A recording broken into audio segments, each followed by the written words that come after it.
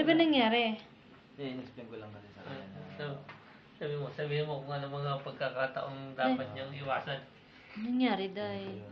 Dapat Umalis sila? Natutulog siya? Oo.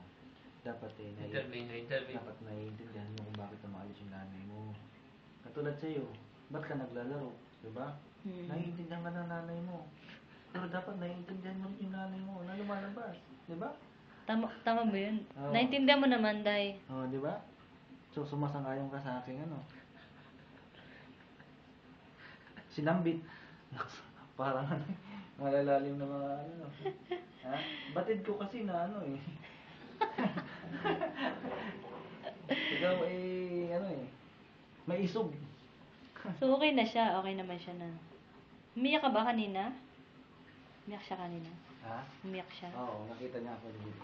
Sabi ko ito sa itunay mo.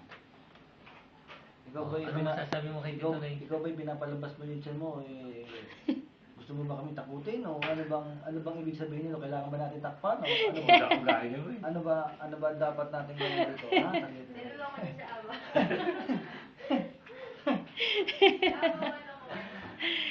Ano masasabi mo kay Tito Nonoy? Dali mo, mga tumira. Anong masasabi mo? Ha? Kamahalan. Nais ko sanang sabihin sa'yo. Kalokohan.